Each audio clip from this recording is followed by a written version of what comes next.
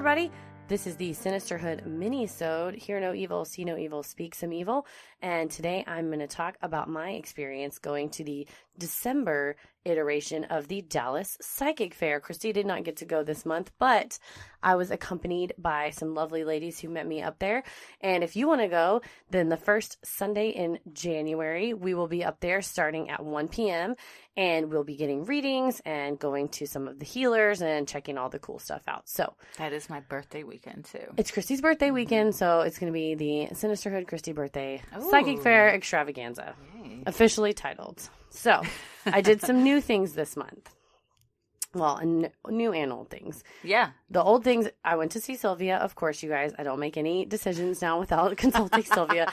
I just love the look on people's faces when I'm just like, well, my psychic said. Yes. Like, all right. But it's funny when I'm very open about going to a psychic, I've learned other people are like, oh, I call a psychic once a month. Like, we have a standing appointment. I was like, all right, this is not so unreasonable. It's one of those things, once people know that you do it, then everyone's like, okay, now we can talk about this. It's not as weird as I thought it was going to be. So without saying anything, I sat down and Sylvia sees, they do 15-minute readings every 15 minutes from 10 a.m. to 6 p.m. I do have to say I'm surprised she hasn't remembered you. I don't know. Maybe she will next time. This is only the third time I've been back. But thank you. I'm very memorable. No. She said I'm a 22 vibe. So like I said last time, you sit down and she gets your birthday and then she does numerology. And she said, I'll be busy. But she said, not just busy. I'll be busy on a global perspective. And then I'll be using my talents and I should not limit myself. So she said, think global and help myself like make money. But also that I should slow down and meditate, which I do every morning. And she gave me some important dates that I would have a new beginning in 5 days, that there's certain dates that which is Friday, right? Which is Friday, the December 7th. So I'll give an update. And then I thought. Do you have anything scheduled? December 7th? Well, I put an offer on a house. Ooh, so maybe it'll all work out by that day. I went back and re-listened to, pardon my flipping of my crazy notebook that I write everything in. I went back and re-listened to my November reading to kind of see like what matched up and see if it, the things that she said came true. So far, there were a lot of them that came true. So she also told me that the same couple of things, which I think it's because it's based off of astrology in the chart. So like I would be busy the whole year and be patient, and to make financial choices, wait till the week of December 7th, which is this week, and to plant seeds and stuff like that. She said, don't be worried that we'll get good results in January from a project we're working on, including a call or email. So that hasn't happened. That's in January. She said I was going to get married in January. I don't foresee that happening, but we'll see. She said I would have romance in 5 days, and I did, so that was spot on. Although you did say the other day, for tax purposes, you and Leanne were going to get married. That's true. Maybe we will. Now you fronted me out. That's tax and insurance fraud, Christy. Oh, shit. There goes my plan. If I marry Leanne, it's because of love. No. She said to be careful December 4th through the 11th, so I'm being careful now. She said there's an olive-skinned woman keeping secrets from me. I still haven't figured that one out. And to express myself more, which I have and have had very positive results. She said starting on November 6th, I would expand like I never have before. November 6th. This is the old reading. Oh, yeah. Okay. She said I would be using my communication and travel, teach, make money, publish, be expressing myself, things like that.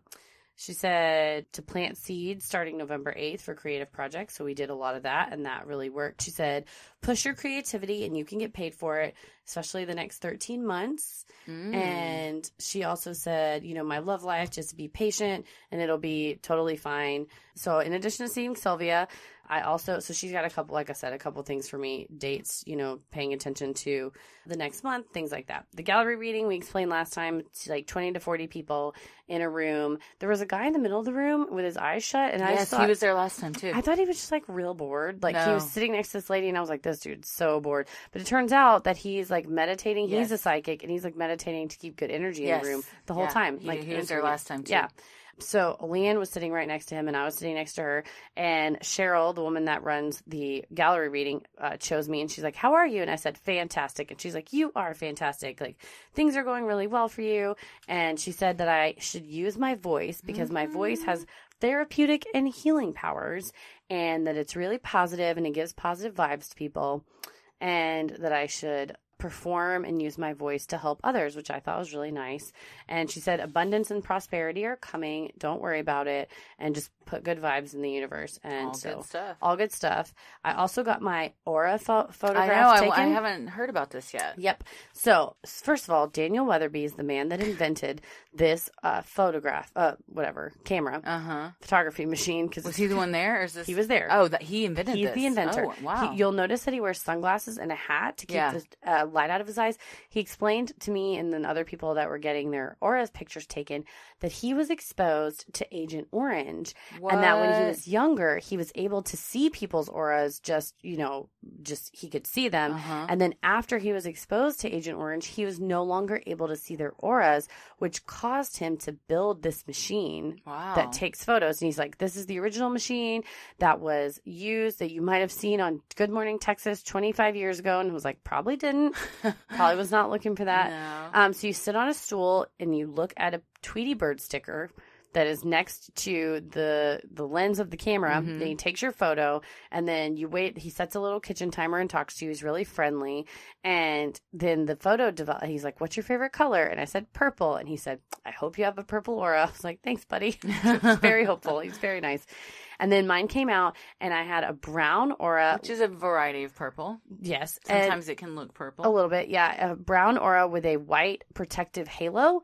And he said the protective halo offsets any of like the negative attributes in the description. So I'm going to read the brown aura description, and then I'm going to skip over. I'll say the bad attributes, but he said they don't apply since I had the white halo. And then in each bottom of each corner, and you can look on our Instagram story in I have a Psychic Fair like story highlights. You can see my aura photo, and like in the bottom two corners, there's like a equal amount. And he said that means my aura is balanced, and I don't have any energy blockages. Which I thought about doing one of those like pendulum healings or something, but I was like, well, I don't need to do it, so I'm not going to. There you go. I'm not trying. Don't if it ain't broke, don't fix it. So there you go. Brown is an earth color. He says, I'm grounding, stabilizing, and harmonious. It reflects self-confidence. It indicates that you have your feet planted firmly and you act wisely in your everyday life. He said this part doesn't apply, but it could indicate a clogging of energies, and you can like try to get healing. But he said, I don't need to do that.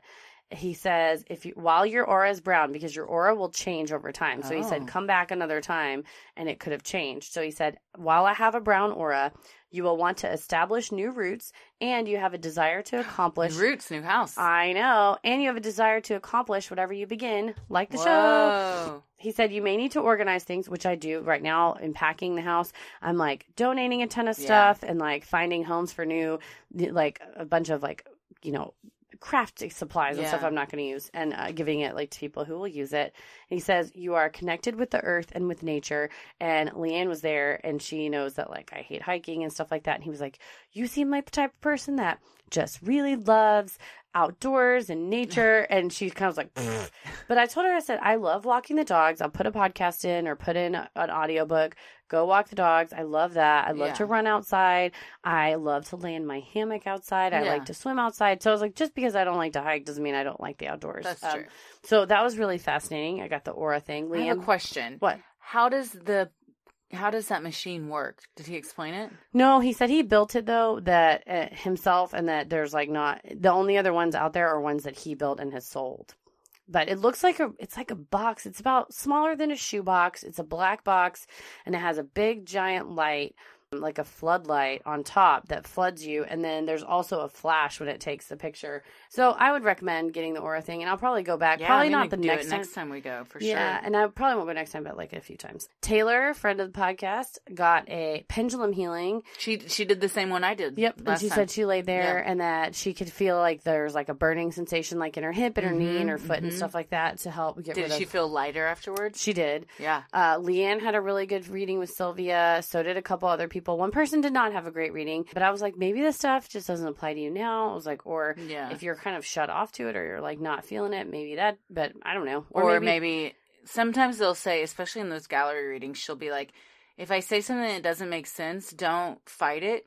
But in like a week or a month or something might happen, and then you'll remember back to what I said, and then it'll all click. Yeah. And then the gallery reading, like I said, I told you what she said to me. She also read Leanne, and it was pretty spot on. And there were a couple of people there that wanted specifically to channel like past loved ones. I haven't seen her do that yet, and I've been wondering about that. She did a couple of them, and then one lady was like, she's like, the reader, Cheryl, was like, does anyone have any burning questions that they have to have answered? And a woman in the back raised her hand, and she was an older woman, like probably in her 60s, and her daughter, or a younger woman was sitting next to her, and the older woman's like, when will my daughter have children? And I guess... And the daughter was there? Yeah, and I guess Cheryl didn't know that was the daughter, and Cheryl was like, she's not going to have children at least for 5 years.